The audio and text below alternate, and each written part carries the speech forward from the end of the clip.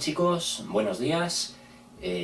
Bueno, en esta ocasión voy a hacer un trabajo un poquito diferente, aunque ya se hizo algo similar. Lo que quiero hacer en este caso es la lectura de las epístolas del apóstol Juan. Son poquitos capítulos, la primera epístola tiene 5 capítulos, son apenas 2 hojas, entonces como no es un texto demasiado largo, lo vamos a hacer entero.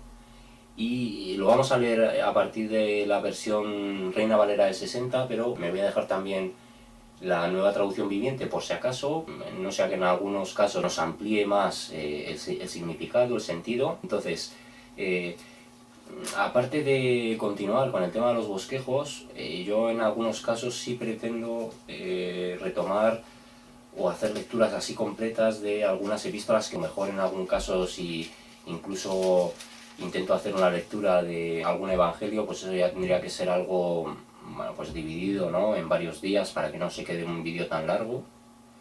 Lo subiría fragmentado de alguna manera, porque si no, eso, al final son vídeos excesivamente largos. Entonces, por ejemplo, pues Santiago trae muchas claves también, Gálatas, hay algunas así que yo creo que poco a poco con el tiempo trataré de ir leyéndolas.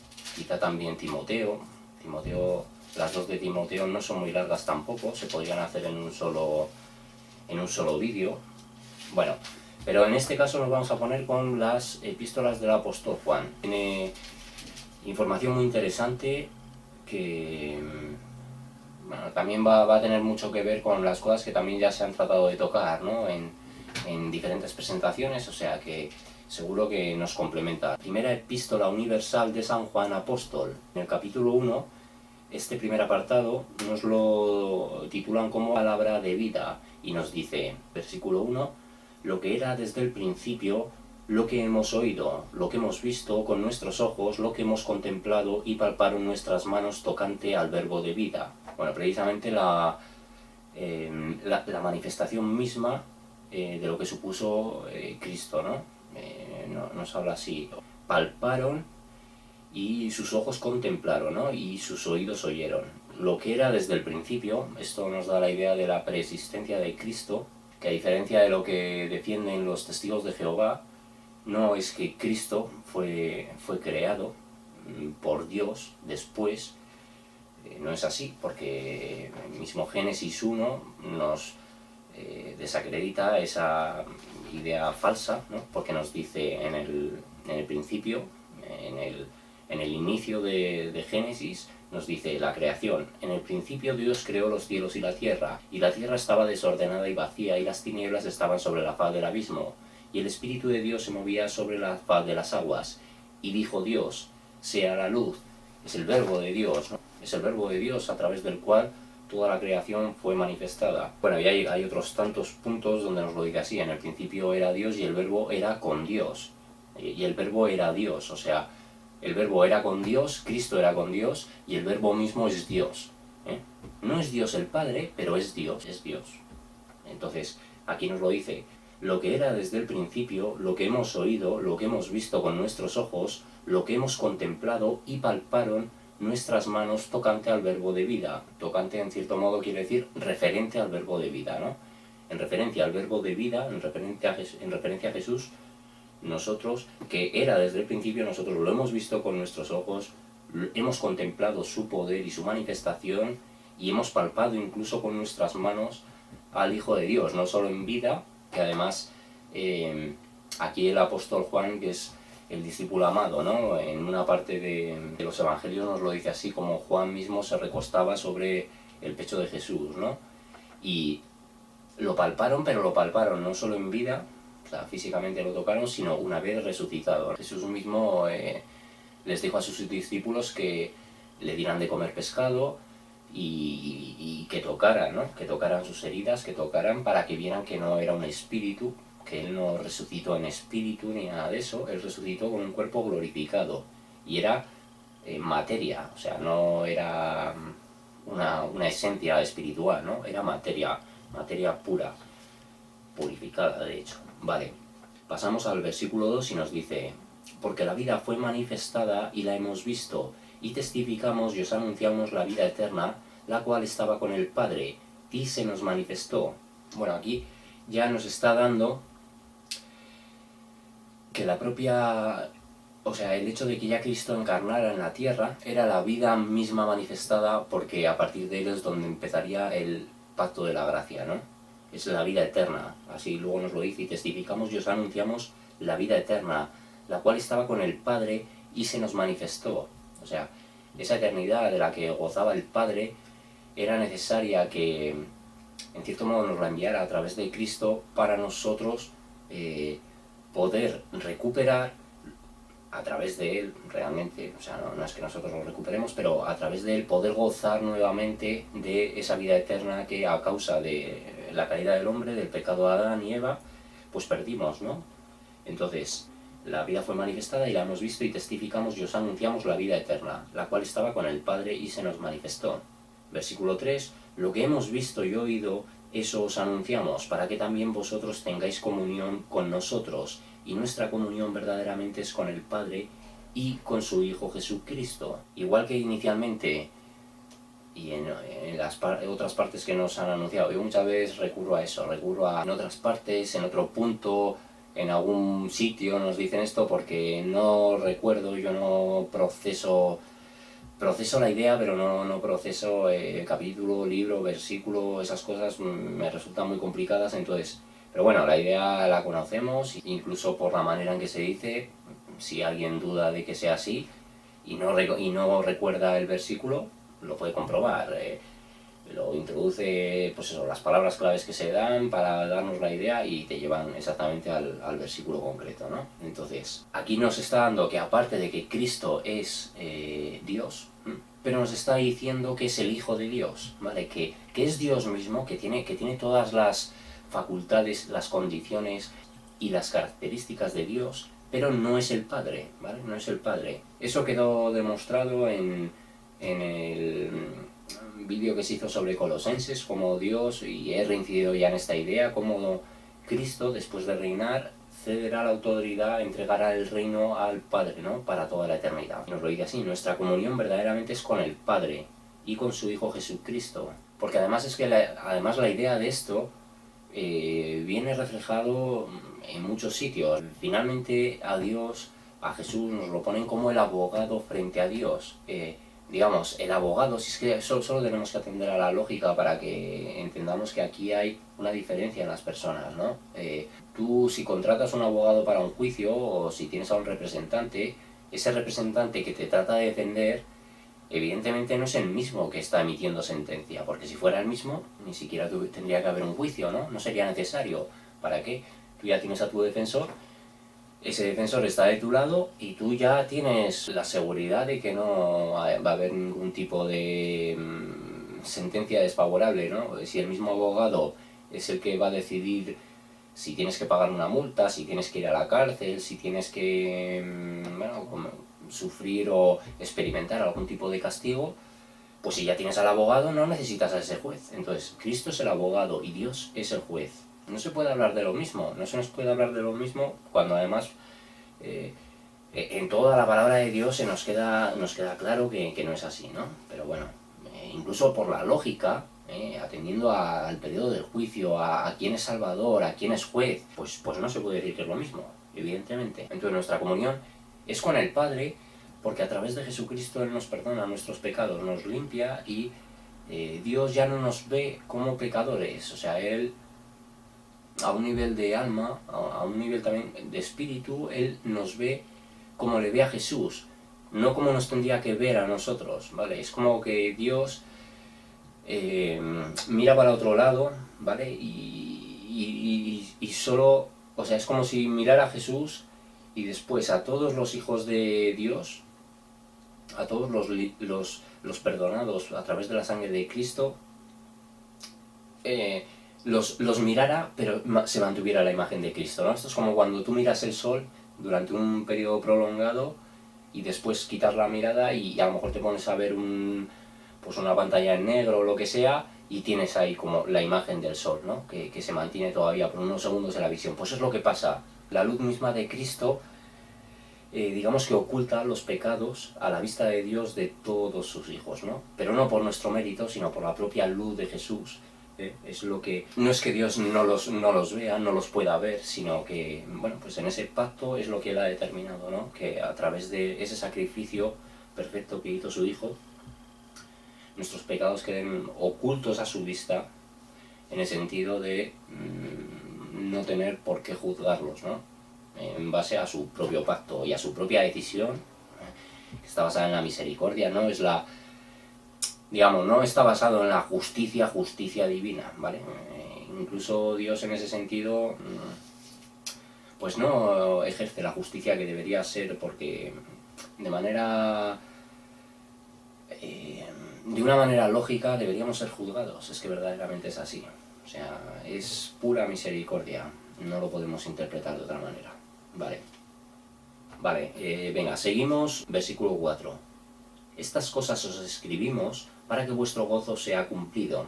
Bueno, pues finalmente nos lo dice así, escribimos estas cosas para que ustedes puedan participar plenamente de nuestra alegría, para que finalmente todo el mensaje del Evangelio sea disfrutado por vosotros y sea algo que os dirija a conocer la verdad de Dios, ¿no? Porque además es que luego lo que nos va a hablar es mucho, incluso, vale, bueno, pues se van a tocar muchas partes de lo que ha venido siendo esta primera introducción que se ha ido dando, o sea que, venga, vamos a seguir. Nos dice, cambiamos a versículo 5 y en este caso cambia el apartado y nos habla de que Dios es luz.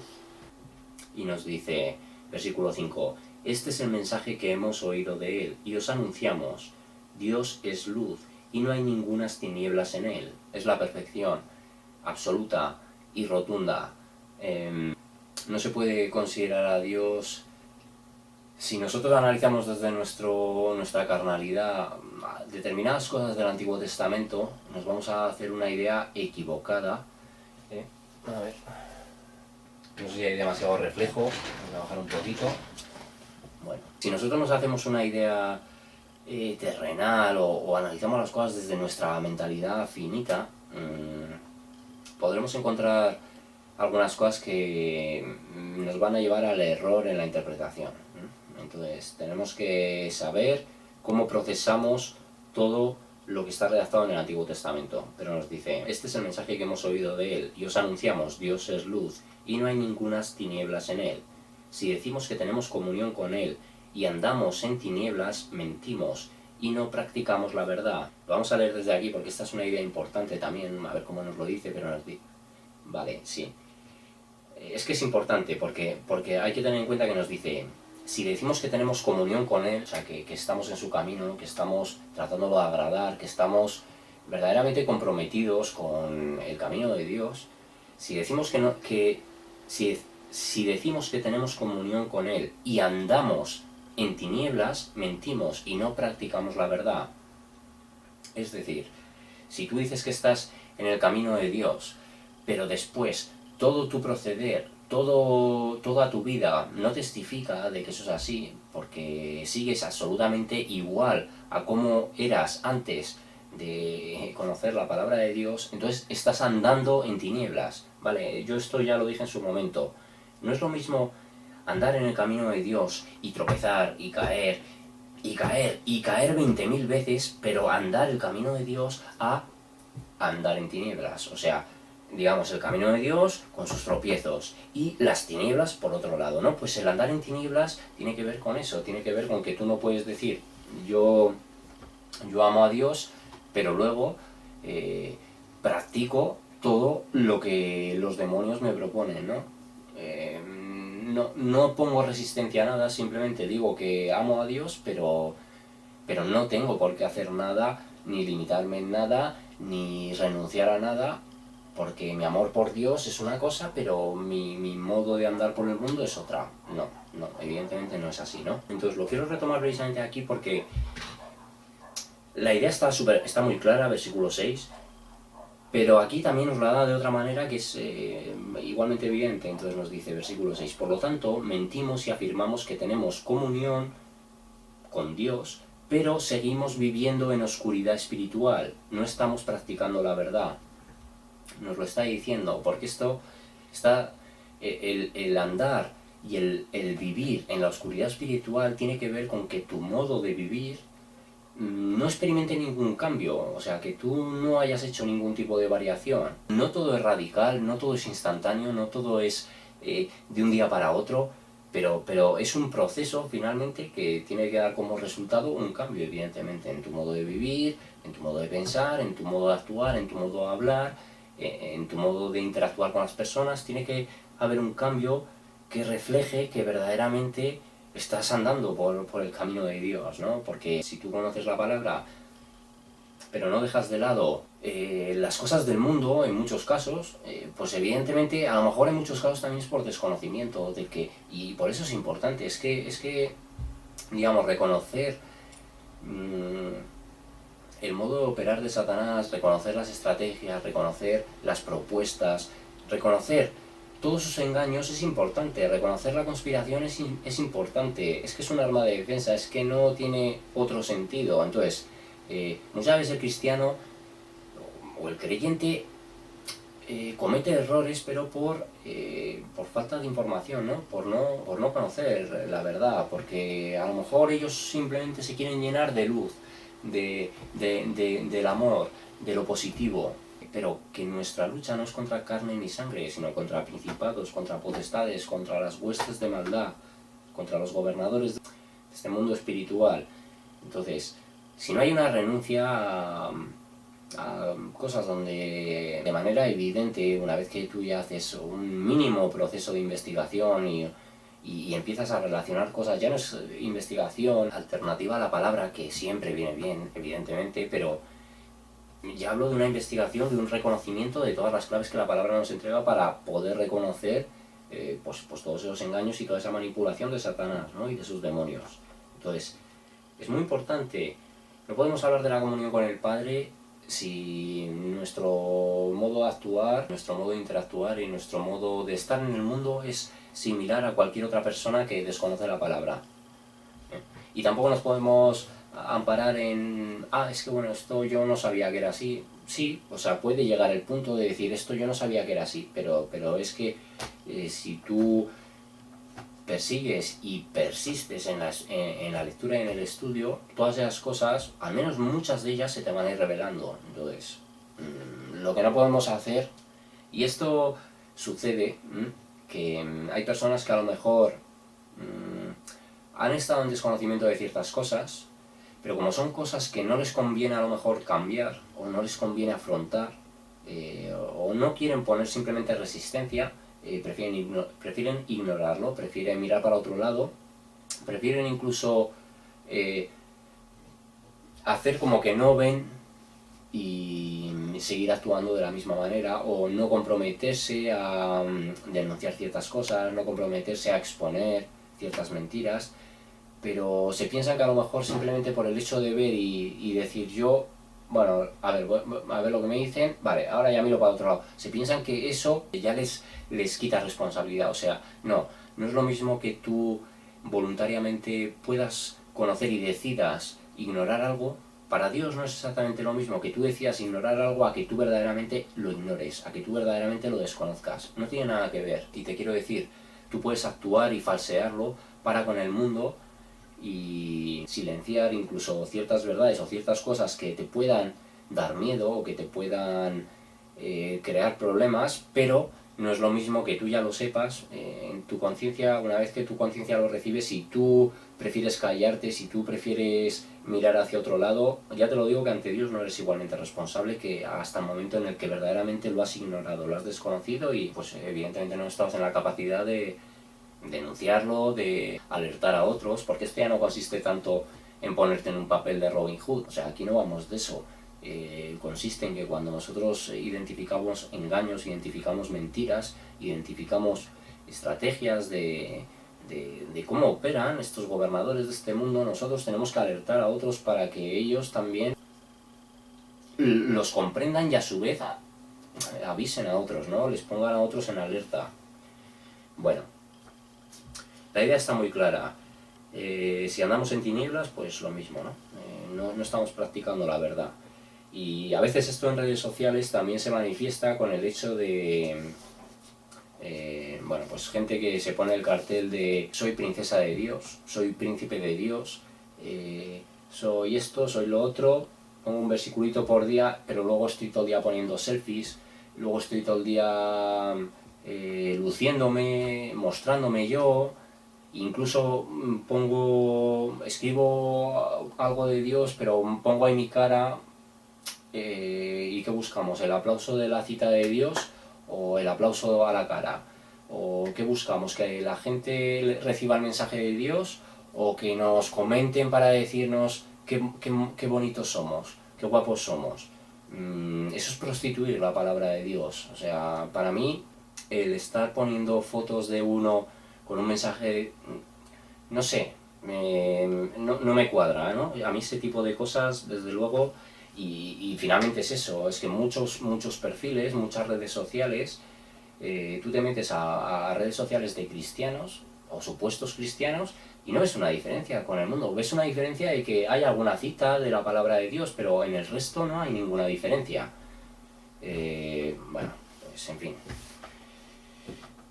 Vale, entonces nos dice, continuamos versículo 7 y nos dice, pero si andamos en luz, como Él está en luz, tenemos comunión unos con otros, y la sangre de Jesucristo, su Hijo, nos limpia de todo pecado. Entonces, bueno, pues esto es una obviedad, ¿no? Si andamos en luz, como Él está en luz, tenemos comunión unos con otros, y la sangre de Jesucristo, su Hijo, nos limpia de todo pecado. Es ese perdón que se produce instantáneamente, precisamente para que Dios nos entregue nuevas fuerzas y podamos continuar, ¿no? Quizá en nuestra mente no todos nuestros pecados se nos olvidan, pero digamos que Dios sí que elimina quizá de nuestras almas ese peso, ¿no?, emocional que puede suponer en algunos casos ciertos pecados que sabemos que han estado mal, que sabemos que han desagradado al Señor, pero Él nos lo hace precisamente con el objetivo de que podamos continuar, ¿no? de que sintamos más ligereza para con esos pecados pasados y nuestro camino sea más llevadero en ese caso, ¿no? Vale, nos dice, versículo 8 dice una cosa muy importante: si decimos que no tenemos pecado, nos engañamos a nosotros mismos y la verdad no está en nosotros. Aquí en la Nueva Traducción Viviente nos dice, si afirmamos que no tenemos pecado, lo único que hacemos es engañarnos a nosotros mismos y no vivimos en la verdad. Entonces, es un tema lo mismo, muy tocado, muy insistido, el tema de la santidad. La santidad experimental es lo que se va produciendo en la vida del cristiano. No es una santidad manifestada plenamente, ¿vale? Y además, muchas veces la santidad, esto genera muchísimos debates en la red, muchísimos debates entre hermanos, muchísimos debates en foros, en grupos cristianos. Y hay personas que determinan, porque evidentemente la santidad nace en el interior. A mí nadie me puede convencer de lo contrario, nadie me puede convencer de que porque tú uses falda o tú uses camisa o tú uses corbata, eso te conviertes santo. Eso ni te lleva a la santidad. Eso no es así. Una cosa es que esa santidad interna que se produce inicialmente en el corazón, porque Dios en eso sí que es muy claro, diciéndonos, guardad vuestro corazón que esté en santidad. Igual que en otros casos nos insiste en la santidad muchas veces, de hecho, muchas veces es un mensaje muy importante, pero en el hecho del corazón ya no nos lo da como buscarla, perseguirla, anhelar la santidad, trabajar por la santidad. Digamos que en el corazón es rotundo. Mirad que vuestro corazón esté en santidad, que no haya odio, que no haya malos deseos. O sea, lo primero que Dios nos exige es que nuestro corazón esté limpio en ese sentido, ¿no? Que no acumulemos maldad en el corazón. Entonces, a partir de ahí, todo lo demás se va a ir manifestando para el exterior. O sea, digamos que el exterior va a ir reflejando lo que tu interior está moldeando. Pero no es al revés. Digamos, el exterior no moldea al interior. Y en eso vemos un montón de denuncias, un montón de ejemplos por parte de la palabra de Dios. Los fariseos y mucha gente que se preocupaba de lucir así. Además, Dios, es que este tema de la santidad externa, en la que a lo mejor hay gente que sí considera que eso concede santidad interna, que no es así, que es justo al contrario. Pues esto, precisamente los fariseos, Cristo mismo los llamó sepulcros blanqueados, porque por fuera lucís blancos y lustrosos, pero por dentro estáis llenos de huesos de muertos, ¿no? Llenos de podredumbre. Pues así es. No es tanto el cómo tú te veas, el cómo tú te muestres, el cómo a ti te vean, no, es tanto el cómo Dios te ve en lo interno, ¿vale? Y después, en función a cómo Dios te ha moldeado y te moldea en lo interno, eso lo externo lo va a tratar también de reflejar. Es algo importante y es algo que no se puede cambiar, porque en esto la religiosidad crea sus propios prototipos, ¿eh? Pues mujer no pantalón, mujer no pintarse los labios, hombre corbata, hombre camisa, hombre trajecito, hombre que no, que esos son vuestros legalismos y pues tonterías finalmente que lo único que provocan es eso, pues que la gente por la apariencia, ¿no? Por la apariencia, pues sí, tú ya eres muy santo, y a lo mejor esa persona después está absolutamente contaminada por dentro, por mucha corbata que luzca. Las cosas no son de esa manera, las cosas tienen un proceso a la inversa, que todo nace en el interior y el exterior lo acabará mostrando. Nace en el interior y el exterior lo acabará mostrando, pero no es al revés, no es que el exterior mostrado provoque un cambio en lo interior. No nos llevemos al error, y la gente luego además es que se pega horas y horas y horas de debates. Evidentemente lo que no puedes hacer es, tú consideras que hablas de la palabra de Dios, y me pongo yo aquí ahora por ejemplo, yo no puedo tener un respeto por Dios, por su palabra, por su mensaje, y venir aquí y poner una camisa y estar mostrando, o sea, la camisa abierta, sin camiseta ni nada por debajo, y estar aquí a pecho descubierto hablando aquí de la palabra de Dios, ¿no? Pero, no sé, o sea, por ejemplo, un cristiano en verano no puede llevar un pantalón corto, o sea, o va a hacer algo de deporte y tiene que ir con los pantalones de pinta a hacer deporte. Por favor, no seáis ridículos, porque lo único que hacéis, pues eso, es poner cargas que ni vosotros mismos podéis llevar en muchos casos, Entonces, una cosa es eso, pues a lo mejor si tú vas a hablar y es un momento, vas a hablar de la palabra y es un momento dado, pues evidentemente a lo mejor no puedes ir con las bermudas y con chanclas, pero te quiero decir, es que a mí estas cosas no sé, no me cuadran. Por ejemplo, el tema de lo externo, lo mismo, otra cosa que da mucho debate entre la gente, el tema de los tatuajes. La palabra de Dios es muy clara y impide, y es el mandamiento de que no hay que hacer marcas en el cuerpo, no hay que perforar el cuerpo, no hay que hacer nada, que en muchos casos incluso se puede tomar como hago este sacrificio o incluso me tatúo cosas por amor a Dios, por tener yo ese recuerdo, y yo mismo puedo reconocer, yo tengo un tatuaje aquí, tengo un tatuaje bastante grande en la espalda, y este aquí me lo pretendía haber terminado con otra serie de cosas que tenían que ver también con el nombre de Dios en diferentes idiomas, y el de la espalda lo empecé me lo hice inicialmente así en negro y me lo estaba haciendo en color y lo inicié y no me lo voy a acabar, o sea, mi tatuaje se va a quedar así para siempre, porque yo no conocía verdaderamente que la palabra era un mandamiento de la palabra. Y evidentemente, una vez que yo lo conozco, no me veo capacitado a seguirme tatuando, a pesar de que me ha gustado, y yo en los vídeos personalmente intento que no se vean, no por el hecho de ocultar que yo tengo tatuajes, porque si no, pues no lo diría simplemente. No es por el hecho de que no se me vean a mí los tatuajes, yo ya os digo, yo tengo uno aquí en el brazo y otro en la espalda, pero no lo hago porque si os dais cuenta hoy en día en toda la televisión, en la publicidad, que antes era a lo mejor algo muy mal visto, o en el tema del arte dramático, de la actuación, era como impedimentos.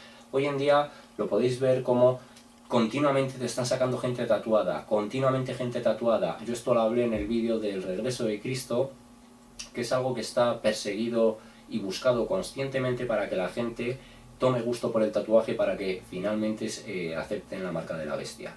Tiene absolutamente relación, vosotros fijaos, yo no veo la televisión, pero el otro día me puse un momento me puse a ver el partido de la final de la Liga de Campeones, porque yo toda mi vida he sido del Madrid, aunque lo mismo, ya no veo apenas fútbol, pero bueno, pues es la final de la Liga de Campeones y me apetecía verla.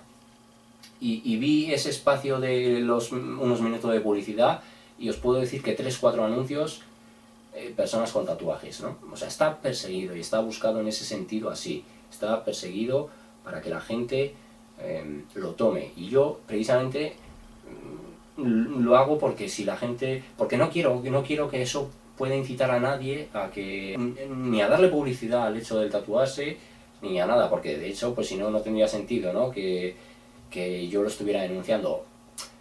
Partiendo de la base de que la palabra nos indica que no debemos hacerlo, yo en lo personal ya lo digo, mis tatuajes se van a quedar así, se van a quedar sin acabar, porque prefiero obedecer a Dios. Entonces sí he visto personas que incluso se atreven como conociendo la verdad de lo que aquí sucede, de lo que aquí la palabra nos determina, pues bueno, utilizando redes sociales.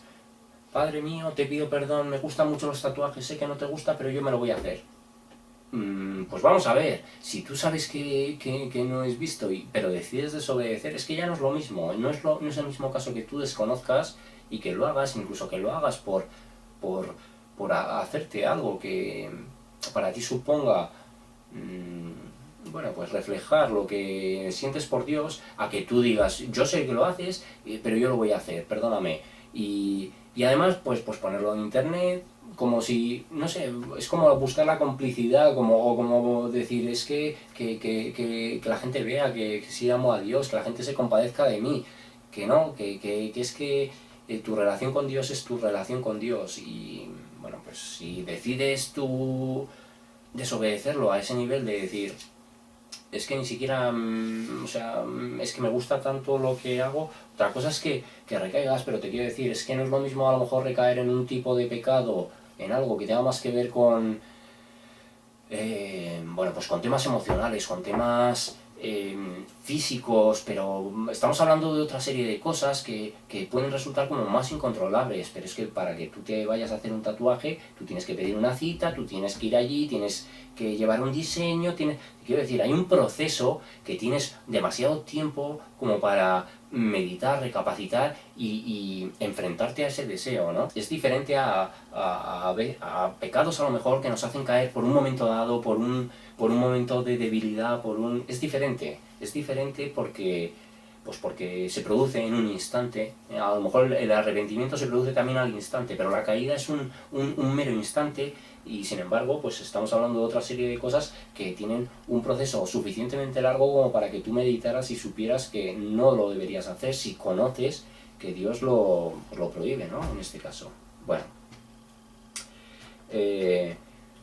Entonces, vale, bueno, he salido un poquito del tema para tocar algunas otras cosas, pero bueno, relacionado con el tema de la santidad, ¿no? También el tema de los tatuajes religiosos que a lo mejor prejuzgan y juzgan a las personas por esa apariencia, por esa imagen externa que transmiten. Y a lo mejor esas personas tienen una relación mucho más pura con Dios de lo que lo va a tener cualquier trajeado por ahí, ¿no? Que sí, que un domingo o un sábado luce muy bonito, con su camisa bien planchada, pero que a lo mejor pues su relación y su sinceridad en su amor a Dios no es suficiente para el Creador, como si lo pueda ser a lo mejor una persona, pues eso, incluso gente con piercing, con perforaciones, no me acuerdo cómo se llaman, cuando se hacen los agujeros y se los amplían, no me acuerdo exactamente cómo se llama, cómo es la palabra técnica, no la recuerdo. Pero bueno, pues todas esas cosas que a lo mejor a la vista dices, madre, este macarra, este no, pues eso a lo mejor tiene más relación con Dios. O sea, es que las apariencias, insisto, no tienen tanto que ver con la santidad, porque además perforaciones sí, no sé si se llaman así, pero personas que hayan en cierto modo mutilado demasiado su cuerpo en lo externo, tú no puedes valorar el nivel de la relación que esa persona tiene con Dios. Entonces no podemos valorar las cosas desde lo externo o pensar que es que lo externo nos concede santidad, porque no es así. Digamos, lo externo refleja la santidad interna, pero no es al revés. O sea, lo externo no te aporta a lo interno, es lo interno lo que hace que se refleje en lo externo. ¿Vale? Venga. Entonces, nos dice, si confesamos nuestros pecados, Él es fiel y justo para perdonar nuestros pecados y limpiarnos de toda maldad. Si decimos que no hemos pecado, le hacemos a Él mentiroso y su palabra no está en nosotros. También esto tiene que ver con eso. No, nadie se puede decir por aquí soy santo, porque si tú eres santo tú ya no necesitas a un salvador. no eres santo porque desde el momento en el que has pecado, un solo pecado, ya no eres santo. Entonces, ¿eres limpio de los pecados a través de la sangre de Cristo? Sí.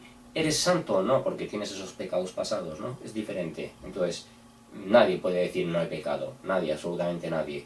Porque si no, haríamos a Dios mentiroso, que el único que fue sin pecado es Cristo, ¿eh? Ni siquiera María, como así defienden los católicos, ella fue pecadora en su momento, porque en ese mismo canto de alabanza así lo reconoce ella.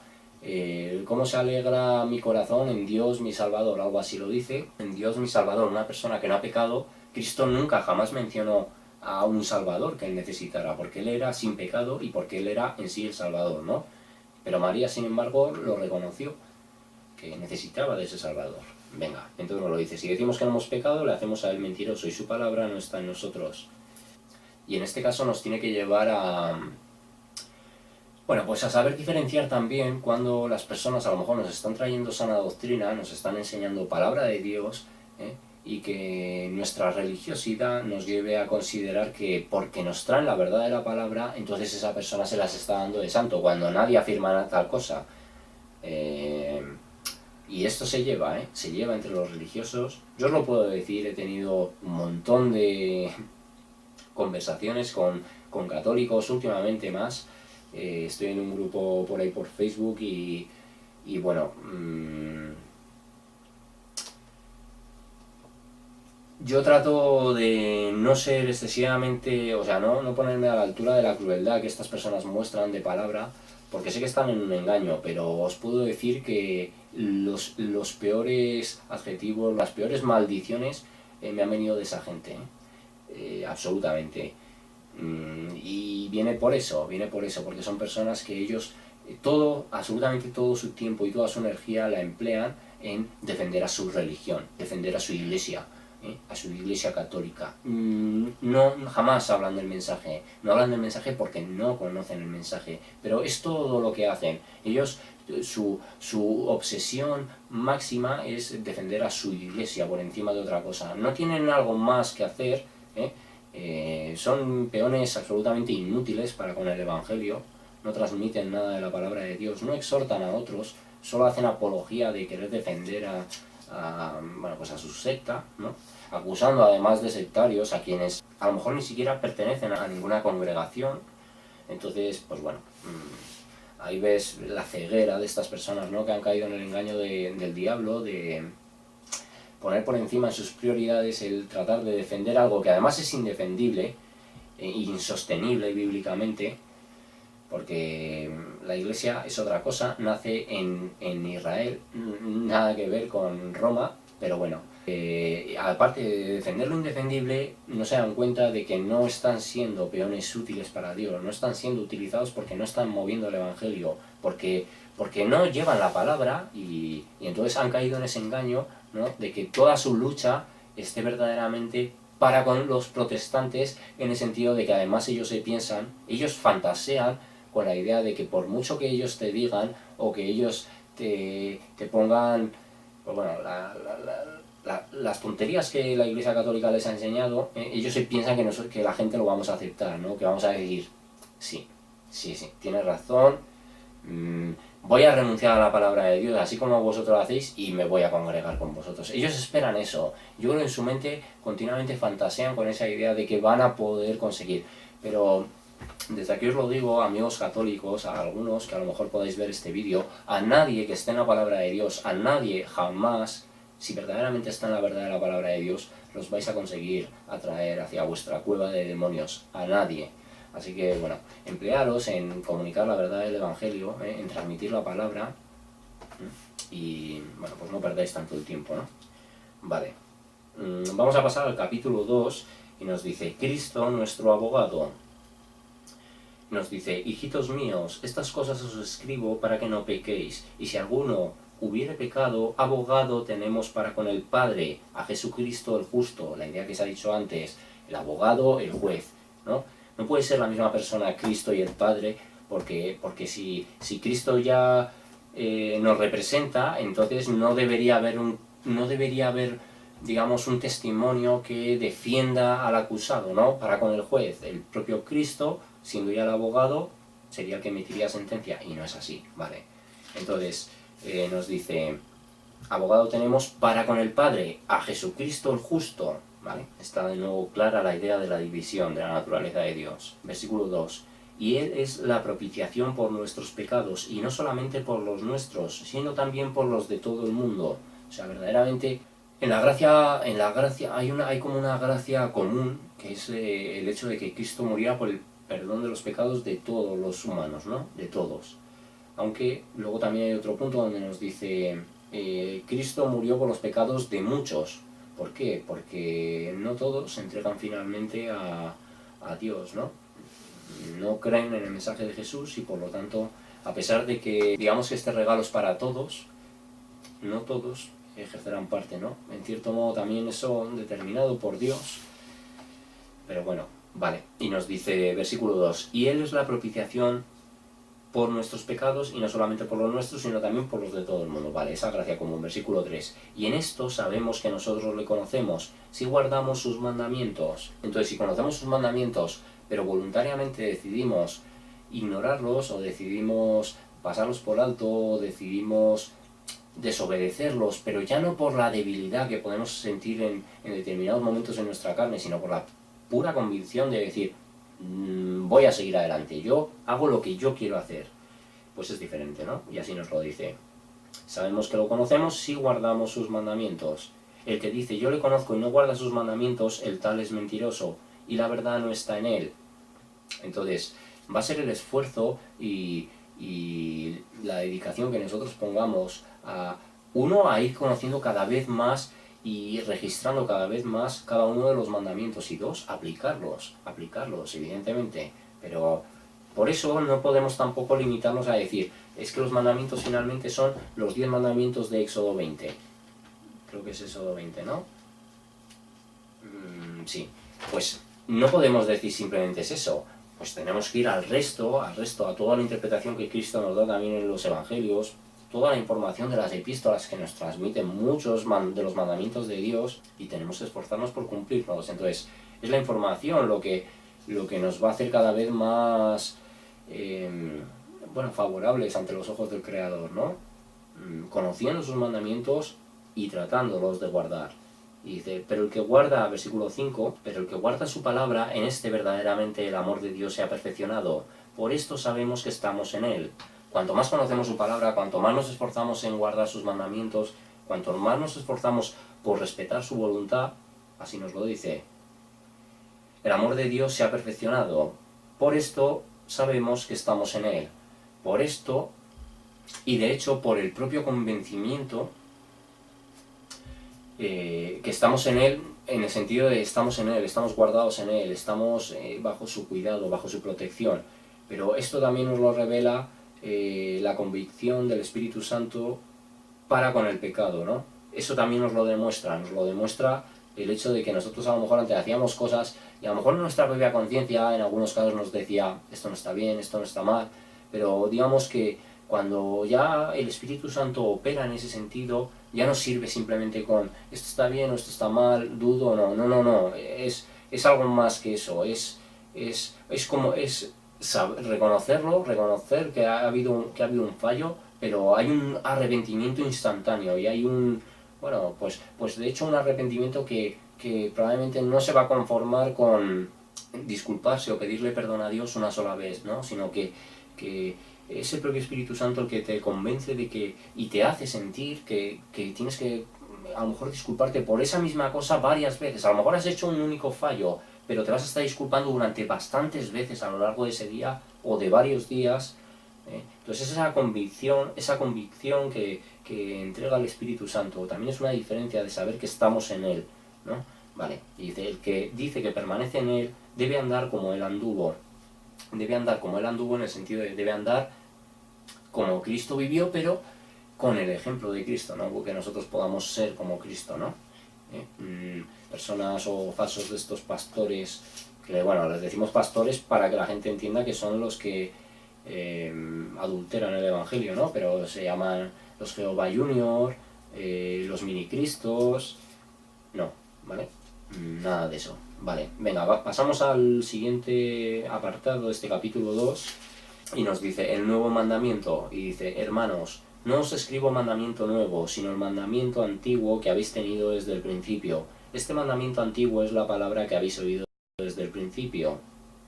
Sin embargo, os escribo un mandamiento nuevo que es verdadero en él y en vosotros, porque las tinieblas van pasando y la luz verdadera ya alumbra. El que dice que está en la luz y aborrece a su hermano está todavía en tinieblas. Esto tiene que ver con lo explicado anteriormente, el hecho también que se refleja en la santidad. Vemos como además nos está diciendo, el que dice que está en la luz, gente que a lo mejor profesa alguna religión o fanfarronea de pertenecer a algún grupo religioso, pero después demuestra odio profundo a todas las personas que no forman parte de sus engaños, pues evidentemente está en tinieblas, ¿no? Evidentemente está en tinieblas, porque esa persona sigue considerando que es la apariencia, el constar en un culto, el fichar cada día, ¿no? Pasar la tarjetita y que te registren. Has acudido 100.000 veces a misa, muy bien, pero después a través de redes sociales, a través de tu entorno, te dedicas a echar pestes de las personas que no forman parte de tu engaño, pues ya te lo está diciendo, ¿no? Está todavía en tinieblas, es muy claro.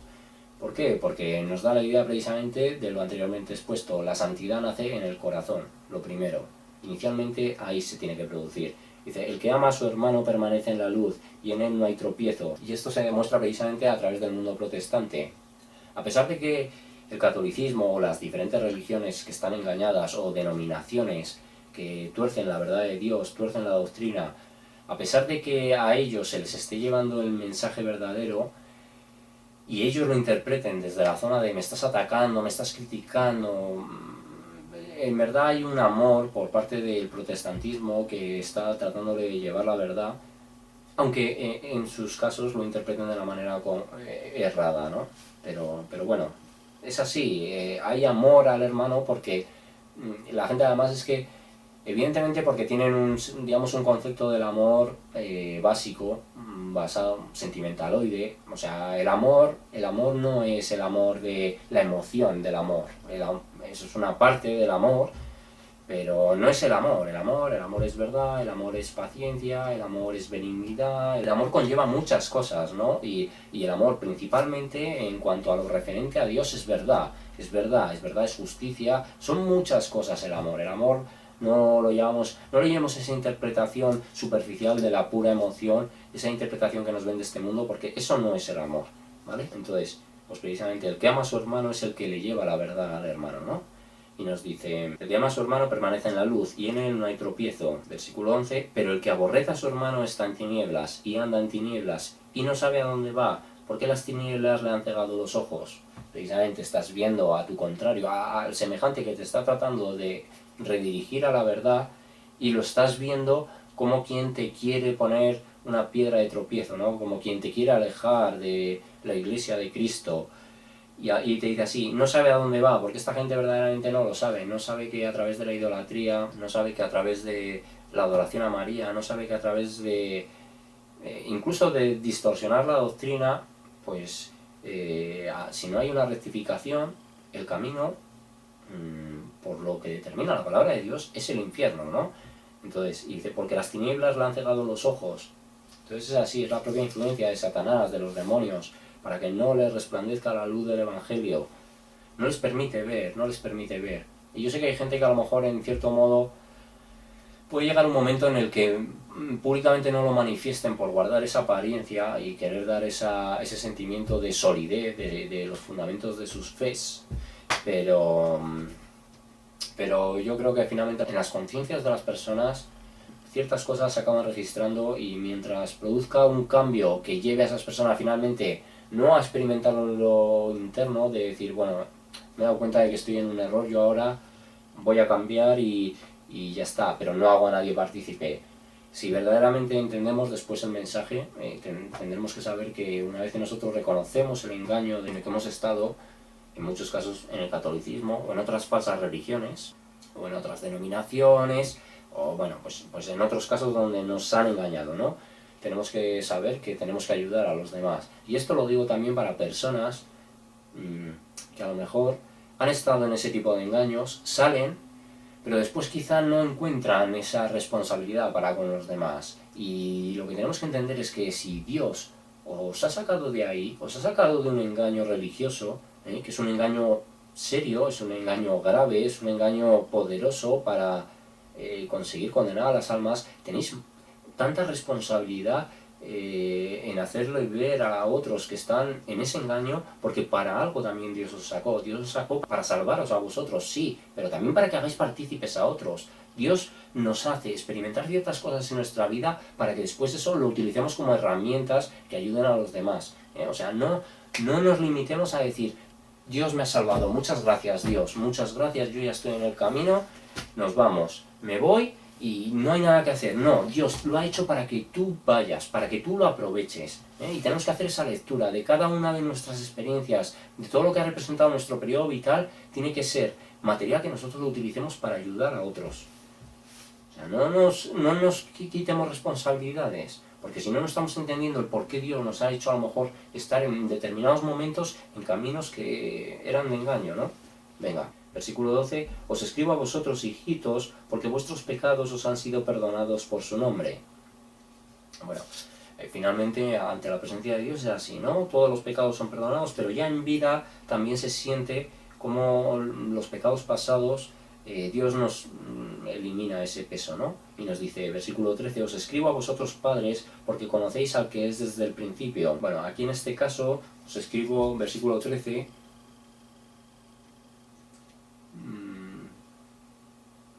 vale, sí, apartado 2. Vale, sí. Bueno, probablemente aquí nos dice padres y aquí nos dice maduros en la fe, ¿no? Entiendo yo también a los padres los padres espirituales, la gente que dirige más la iglesia, ¿no? Que tiene esos cargos. Me dice, os escribo a vosotros padres porque conocéis al que es desde el principio. También en base a las escrituras lo conocen. Os escribo a vosotros jóvenes porque habéis vencido al maligno. Os escribo a vosotros hijitos porque habéis conocido al Padre.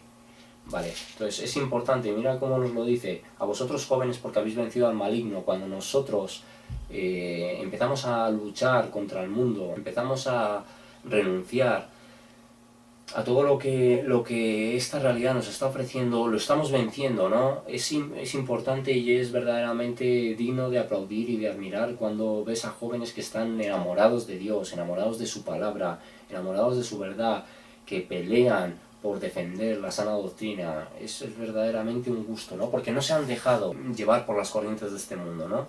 Han hecho más caso y se han agarrado a ese deseo espiritual que hay en sus almas. Así que eso hay que mantenerlo.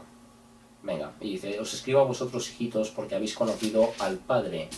Os he escrito a vosotros padres porque habéis conocido al que es desde el principio. Os he escrito a vosotros jóvenes porque sois fuertes. La palabra de Dios permanece en vosotros y habéis vencido al maligno. Vale, nos insiste en este caso. Es que yo creo de hecho que esto es alguna cita. A ver, dejadme un segundito. Vale, no. Pensaba yo que a lo mejor esto nos estaba haciendo algún tipo de referencia a un texto pasado, pero no. No nos dan al menos aquí ninguna referencia de que sea así. Entonces, venga, nos dice, os he escrito a vosotros jóvenes porque sois fuertes y la palabra de Dios permanece en vosotros y habéis vencido al maligno. Evidentemente no ganamos nosotros a Satanás, no atamos nosotros a Satanás, no dominamos a los demonios ni nada de eso, pero en el momento en el que nosotros resistimos al diablo, él empieza a huir de nosotros, ¿no? Él empieza a tener menos influencia, él empieza a tener menos poder, él empieza a tener menos capacidad de manipular nuestra vida y de alejarnos de Dios, ¿no? Porque, insisto, podrá haber fallos, podrá haber caídas, podrá haber errores, podrá haber retrocesos, pero si tú tienes las cosas claras, no vas a dejar de seguir avanzando, ¿no? Finalmente, vale, venga, vamos al punto 15. El versículo 15 dice, no améis al mundo ni las cosas que están en el mundo. Si alguno ama al mundo, el amor del Padre no está en él. Es una idea absolutamente básica que ha salido. No podemos amar las cosas del mundo y decir que amamos a Dios. No podemos caminar de la misma manera que lo hacen los inconversos que nosotros conociendo la palabra.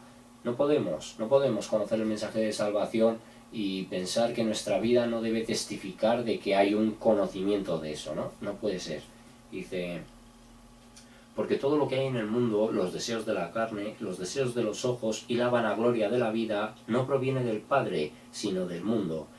Y el mundo pasa y sus deseos, pero el que hace la voluntad de Dios permanece para siempre. Lo dice así, todo lo que hay en el mundo, deseos de la carne, deseos de los ojos, la vanagloria de la vida, no proviene del Padre, sino del mundo. Todo lo que finalmente ayude a fomentar que nuestro ego se sienta satisfecho, que nuestra carne se vea saciada de todos sus deseos, pues no procede del Padre, ¿no? El Padre nos pide sumisión a su voluntad, nos pide atención a su palabra y nos pide aplicación del mensaje que Él nos ha revelado, ¿no? Y todo eso es contrario precisamente a lo que ofrece el mundo. Y además nos lo pone así, el mundo pasa y sus deseos, pero el que hace la voluntad de Dios permanece para siempre. El hecho de que tú estés absolutamente vinculado a los temas del mundo puede ser evidencia de que así va a ser con el mundo, así va a ser contigo, ¿no? Pasarás. Sin embargo, los que están en la voluntad de Dios, aunque cielo y tierra pasen, ellos permanecerán para siempre. Gozarán de esa vida eterna junto al Creador. Vale, bueno, la verdad es que pensaba que iba a ser bastante más breve lo que es toda la lectura y me estoy planteando, voy a ver un segundo cuánto llevo grabado, porque si llevo ya una hora, como ahora vamos a cambiar de, digamos, de tercio en ese sentido, igual lo fragmento más en, no quiero que sea un vídeo tampoco de 3 horas, entonces a lo mejor lo fragmento y hago cada 2 capítulos bueno, en este caso ni siquiera serían los 2 capítulos, voy a ver. Vale, sí, pues ya lleva una hora, entonces quizá acabe de leer este capítulo 2, siga grabando pero luego divida el vídeo, no lo sé cómo lo haré, pero bueno, voy a seguir grabando de momento, vamos a ver. Empezamos entonces este segundo apartado del capítulo 2, perdón, tercer apartado. Primero nos habla de Cristo nuestro abogado, luego del nuevo mandamiento y ahora nos habla del anticristo. Y nos dice, versículo 18, hijitos, ya es el último tiempo, y según vosotros oísteis que el anticristo viene, así ahora han surgido muchos anticristos. Por esto conocemos que es el último tiempo. Una cosa importante que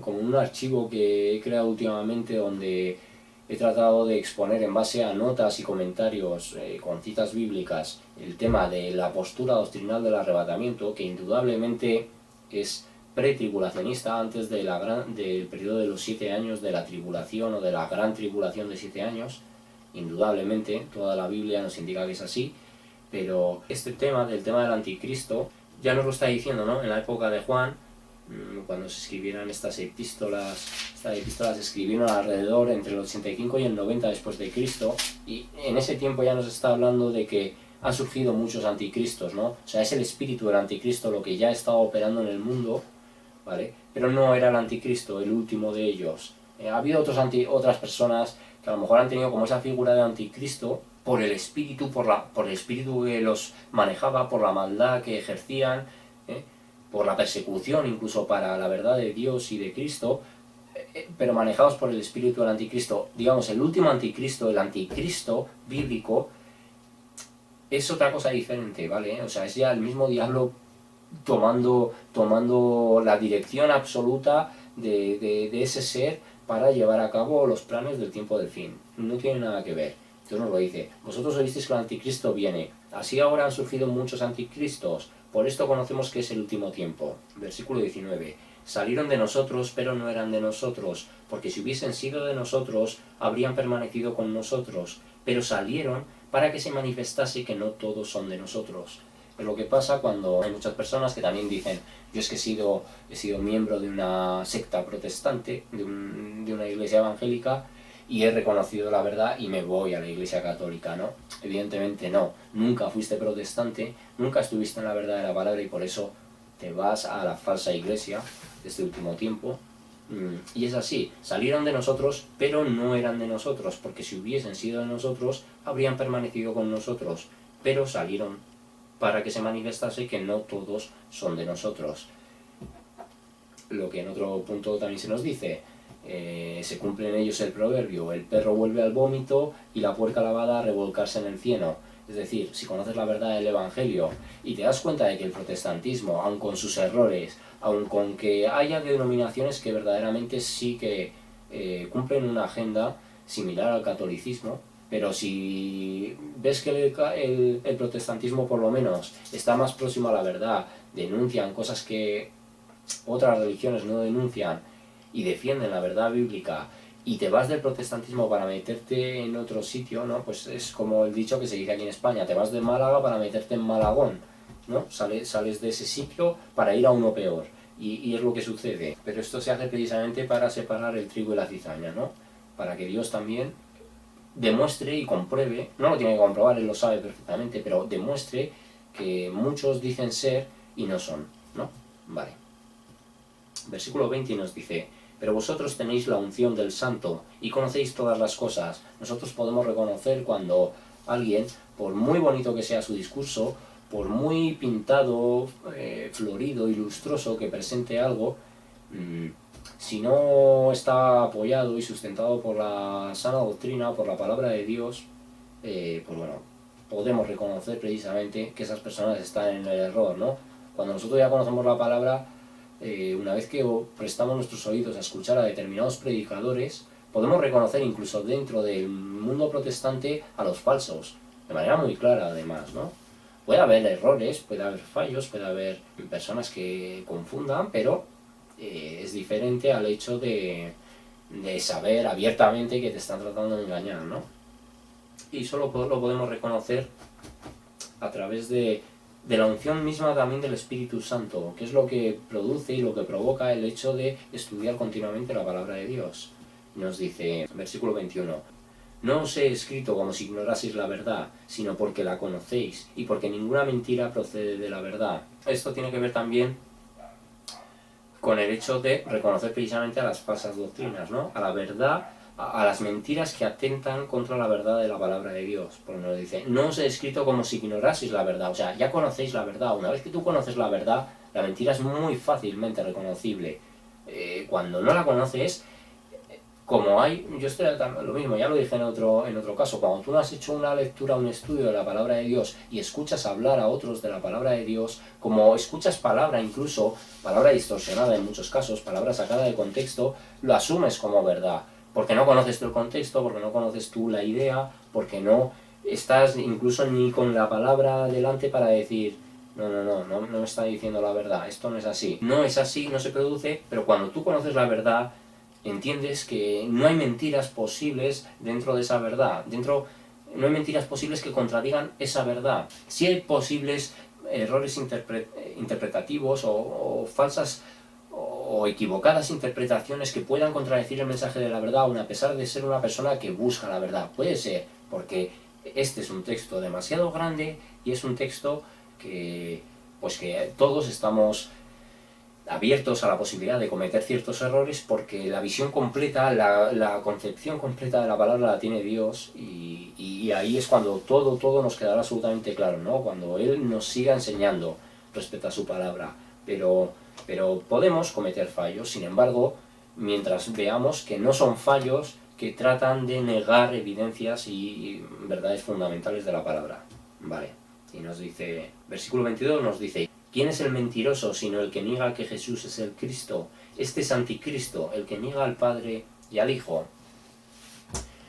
Entonces, esto tiene que ver hoy en día, enfocado a hoy en día, manejados por el espíritu del anticristo, son todas las personas que renuncian a Dios. Todas, absolutamente todas las personas que en la búsqueda pseudo espiritual niegan al Dios bíblico. Todas las personas que aceptan mitologías, que aceptan otra serie de cosas, pero que niegan al Padre y niegan al Hijo, ¿no? Personas que dicen, sí, Jesús fue un profeta, Jesús, así lo he visto incluso expresado por gente, Jesús era chachi, las enseñanzas de Jesús eran chachis, estaban muy bien, volaban mucho, pero bueno, ya está, no le estamos dando, ¿no? El poder que tiene, la autoridad que tiene, Entonces todo eso es espíritu anticristo, aunque hables en ese tono y quizá no en una falta de respeto, pero no lo estás considerando con, pues eso, con el respeto que se merece el Padre, el Hijo y el Espíritu Santo, ¿no? Como Dios que es.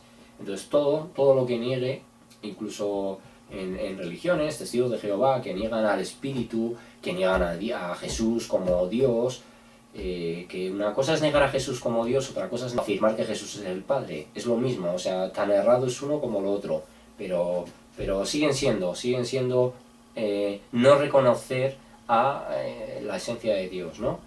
Y bueno, pues todo eso está manejado también por el espíritu del anticristo, ¿eh? Todas estas falsas interpretaciones. Y nos dice: lo que habéis oído desde el principio, versículo 23, todo aquel que niega al Hijo tampoco tiene al Padre, el que confiesa al Hijo tiene también al Padre. No podemos considerar a Jesús simplemente un profeta, simplemente uno más de los venidos aquí, no podemos considerarlo, porque además buscad información de Ron Wyatt, buscad información de cómo ese hombre recuperó sangre del Arca de la Alianza. No recuerdo exactamente en qué cueva era en la que dijo que estaba, pero recuperó la sangre, la llevó a unos laboratorios israelíes, hicieron lo pusieron a una temperatura corporal en el laboratorio, le pusieron como en la temperatura que estaría en el cuerpo, y descubrieron esos científicos israelíes que esa sangre estaba viva, y que esa sangre no solo estaba viva, sino que tenía la mitad de los cromosomas, o sea, tenía, creo que eran 24 cromosomas, 23 de la madre y uno solo del padre, cromosoma divino en este caso, ¿no? Era una sangre absolutamente sobrenatural, única en el mundo, y por lo tanto, pues bueno, estar hablando de que Jesús era un humano más, que sus manifestaciones sobrenaturales eran producto de la fantasía o de, mitología propia, ¿no? Pues no, evidentemente no. Y la propia ciencia en ese sentido, y habrá gente que diga: pero ¿y es que eso por qué no se nos dice? ¿Y eso por qué? Porque esas cosas no se van a decir. En este sistema nunca se va a dar cobertura a esa información, porque no interesa que la gente lo conozca. Vale. Y dice: hemos leído: todo aquel que niega al Hijo tampoco tiene al Padre. El que confiesa al Hijo tiene también al Padre, porque es el único camino al Padre, Cristo. Es el único que nos digamos, nos reconcilia con Él, ¿no? Y nos dice: lo que habéis oído desde el principio permanezca en vosotros. Si lo que habéis oído desde el principio permanece en vosotros, también vosotros permaneceréis en el Hijo y en el Padre. Nos lo está dando nuevamente esa separación, ¿no? Permanecemos inicialmente en el Hijo, pero como vimos nuevamente, sí, se ha hecho mención antes a la lectura de Colosenses, hay una zona intermedia entre lo que es esta realidad ahora mismo, el momento que venga el periodo de los juicios de la tribulación, y luego vendrá ese reinado milenial para dar lugar finalmente a la eternidad. Pues ese periodo intermedio del milenio es lo que nos hace estar en Cristo, permanecer en Cristo, y luego en la eternidad permanecemos en el Padre, porque hay otra cosa más, ¿no? Va a haber algo más. Vale, seguimos y dice, versículo 25, y esta es la promesa que Él nos hizo, la vida eterna. Además nos habla, una vez que nos ha hablado de el Hijo y el Padre, porque a pesar de que una vez que se produzca el arrebatamiento, digamos, la vida eterna ahí ya empieza para los hijos de Dios, porque ellos ya ni van a ver muerte, y siempre van a estar ya junto al Hijo, en este caso, reinando en la presencia del Padre. Ya, digamos, la eternidad ya empieza, aunque no se manifiesta exactamente, pero ya es como que empieza ahí, ¿no? Entonces nos dice, versículo 26, os he escrito esto sobre los que os engañan. Versículo 27, pero la unción que vosotros recibisteis de Él permanece en vosotros, y no tenéis necesidad de que nadie os engañe, así como la unción misma os enseña todas las cosas, y es verdadera y no es mentira. Según ella os ha enseñado, permaneced en Él. Ya lo vemos que además esto no depende tanto de nosotros, no depende tanto en sí incluso de conocer la palabra, sino que es una verdad revelada por y a través del Espíritu Santo. O sea, eso es un regalo que el Padre nos hace para que en nosotros la verdad de Dios sea puesta en nuestro ser. O sea, no es algo, es que también idea repetitiva ya en mis vídeos, pero no es algo que se produzca exclusivamente por nuestra pura dedicación, por nuestro puro amor a la palabra. Necesitamos de la revelación del Espíritu Santo, necesitamos de la confirmación del Espíritu Santo, ¿vale? Necesitamos que sea el Espíritu quien ponga dentro de nosotros bueno, pues ese sentimiento de verdad para con lo que recibimos en la palabra de Dios, ¿no? Vale.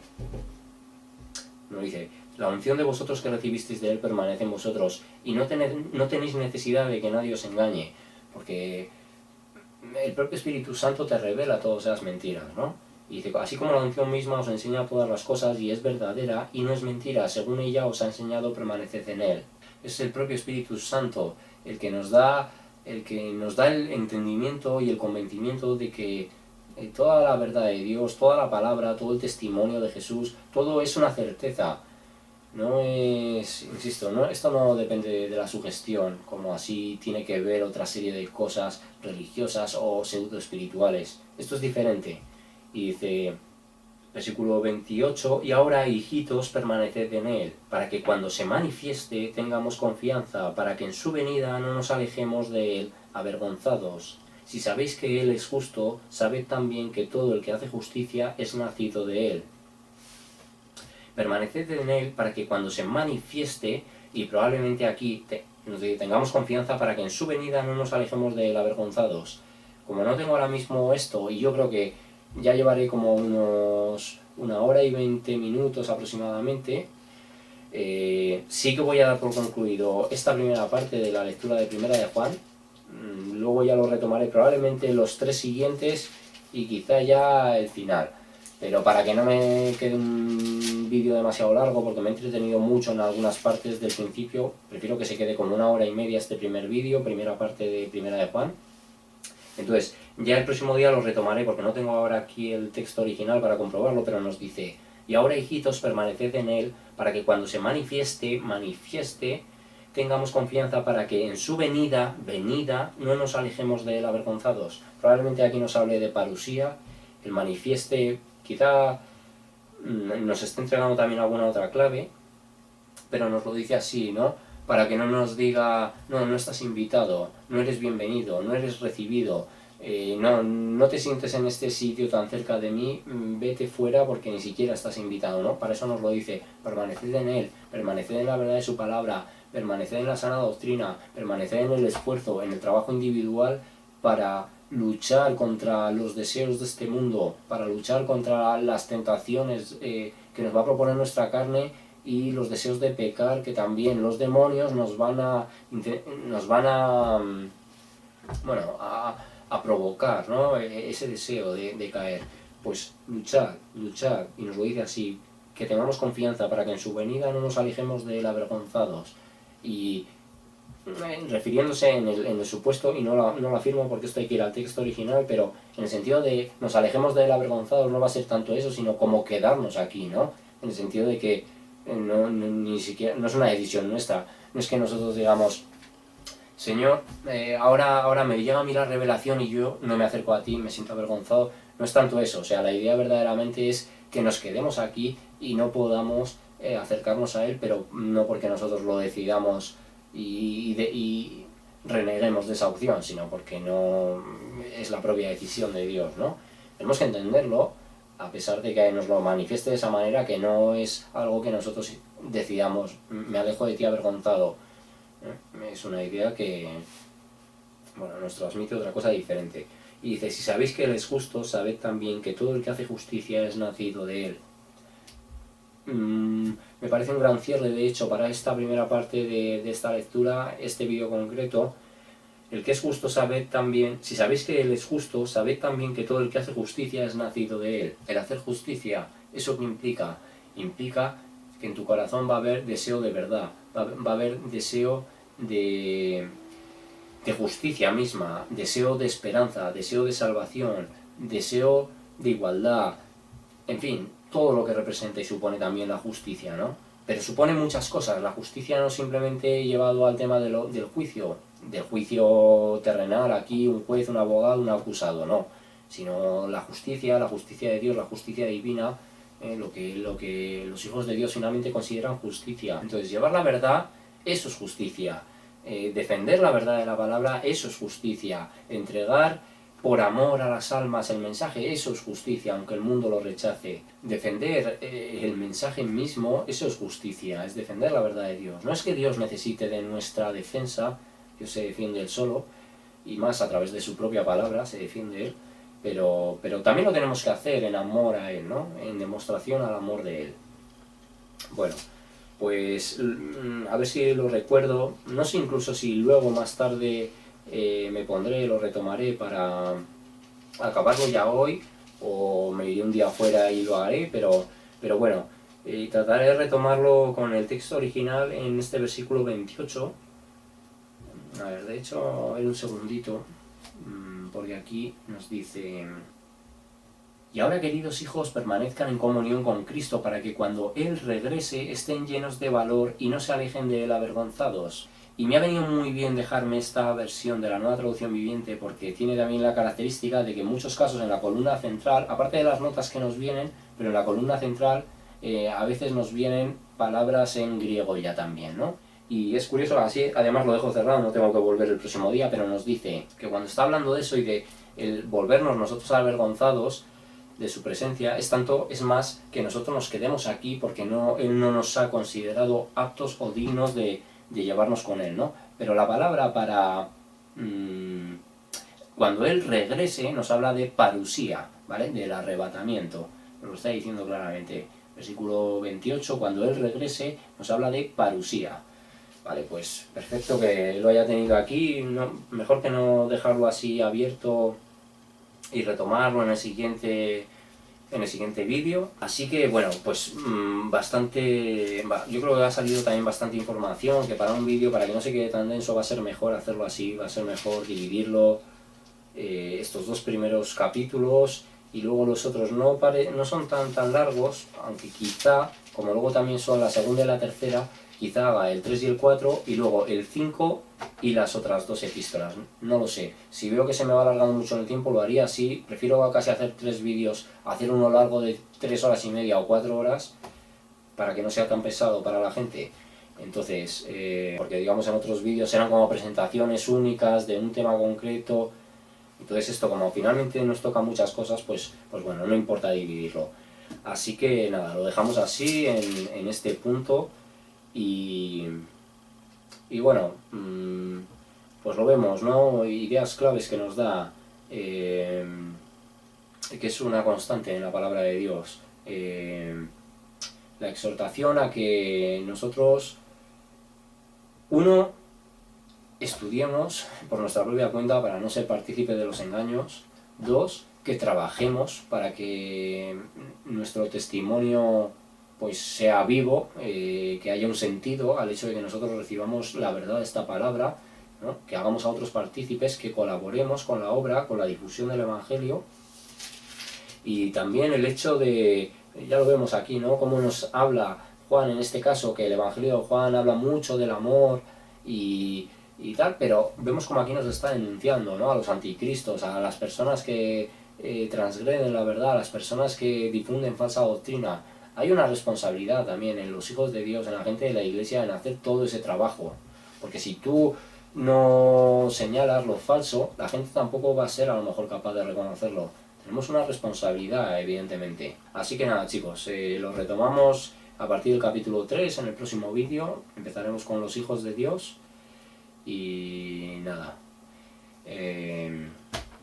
pues eso, cuidaros mucho y nos vemos a continuación con los siguientes puntos de este vídeo. Un saludito, chicos, que Dios os bendiga. Chao.